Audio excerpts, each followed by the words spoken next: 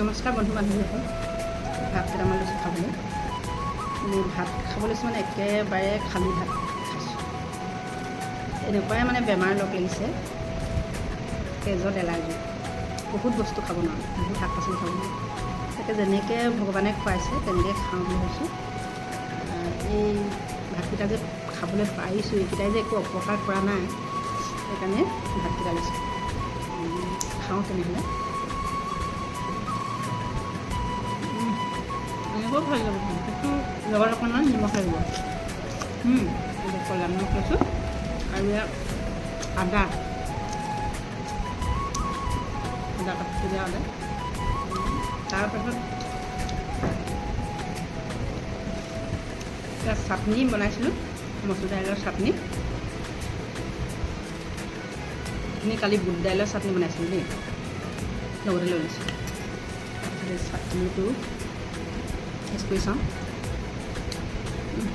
ভাল লাগিছে সঁচাকৈ। আৰু এবিধ লৈছোঁ,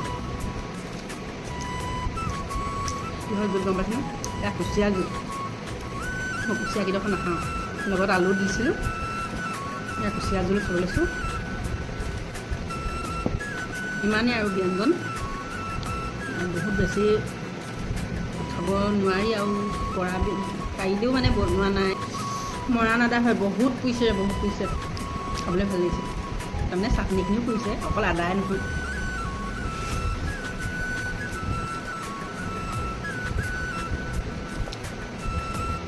আচলতে আমি চাটনি বনাই যে খাওঁ, চাটনি বনালে বেছি জলকীয়া দিব নালাগে। সেইকাৰণে জানেনে, বেছি জলকীয়া দিলে চাটনিটোৰ যিটো গুণাগুণ থাকে, সেই গুণাগুণটো নাশ হৈ যায়। সেইটো কাৰণে কম পৰিমাণে জলকীয়া দিছোঁ। হ'লেও আদা খাইছোঁ যে বহুত পুৰিছে। আৰু এতিয়া বয়স হৈছে যে, মানে জিভা পাতল হৈছে এইবিলাক, আৰু মোৰ তেজত এলাৰ্জি আছে কাৰণে গোটেই স্কিনখনৰ কাৰণেও মানে প্ৰব্লেম হৈছে, গোটেই খজুৱাই মেলে। সেইটো কাৰণে এতিয়া পাতল হৈ গৈছে, জিভা পাতল হৈছে, ছালবিলাক পাতল হৈছে। উপায় নাই, কি কৰিম আৰু। বয়স হ'লে এটা বেমাৰে মানে লগ লয় আৰু, চবৰে নহয়। তাকে চাটনিটো খাই বহুত ভাল লাগিছে। বেলেগে ভাল পায় নাপায় নাজানো, মই কিন্তু বহুত ভাল পাইছোঁ খাই।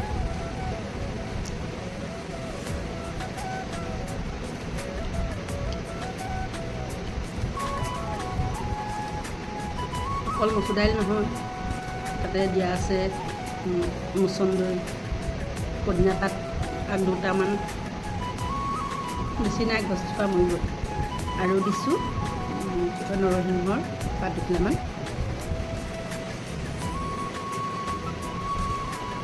আদা ৰচুন, অকণমান থেকেৰা দিছোঁ, চুজি থেকেৰা। বহুত ভাল লাগে খাই।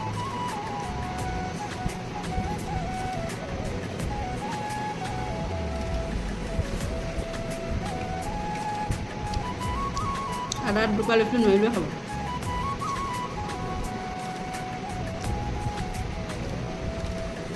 আদাটো হজম হ'বৰ কাৰণে খাইছোঁ, খাবলৈও ভাল লাগে। কাঁহী চুচি মাৰিলোঁ। আপোনালোকে কাঁহী চুচে এনেকৈ চেলেকি খায়নে? লাষ্টত এনেকৈ চেলেকি খাবলৈ বহুত ভাল লাগে।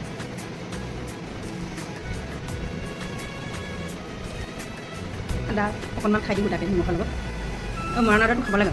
মৰাণ আদাটো খালে কি হয় জানেই আৰু সকলোৱে, তথাপিতো কৈছোঁ, নজনাসকলে জনাটো ভাল। এই মৰাণ আদাটো খালে যদি কফ হ'লে কফ নিৰাময় কৰে, মানে কফখিনি যিটো মানে লাগি থকা কফখিনি ভাঙি যায়, মানে পাতল হৈ যায়, কফ নিৰাময় কৰে আৰু হজম শক্তি বঢ়ায়। সেইটো কাৰণে এই মৰাণ আদাটো খাব লাগে। জালটো বহুত সুদাকৈ এনেকৈ খাবলৈ ইমান অসুবিধা হয়। আপোনালোকে মোক লক্ষ্য কৰিছেনে বাৰু? এফালে পুলিয়া পাত আছে, এফালে পাত নাই। হ'ব, চলি গ'ল আৰু এইবিলাক। নিশা শুওঁতে পৰিলে নেকি চাব লাগিব। হৈ গ'ল, খালোঁ। আৰু এতিয়া পানী এঘোট খাম, বেছি পানী এতিয়া নাখাওঁ। ভাত খাই উঠি বোলে লগালগ পানী বেছি খাব নালাগে। অলপ খোৱাৰ পাছত পানী খাম, খোৱাৰ পাছত 1 ঘণ্টামান বা আধা ঘণ্টামানৰ পাছত ভালকৈ পানী খাম। আৰু দিনটো পানী বেছি খোৱাটো ভাল। আৰু ভাত খোৱাৰ আগতো পানী খাব লাগে, নহয়নে বাৰু? সকলোৱে জানে। ক'লেও কথা নাই যে আৰু বেছি পাতিবলৈ, সেইকাৰণে এইখিনি কৈছোঁ দেই। নজনাসকলে জানি লোৱাটো ভাল হয়।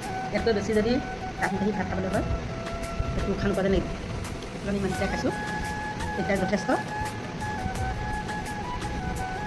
আজিলৈ ইমানেই ভিডিঅ'টো ভাত খাই দেখুৱালোঁ। Bye bye.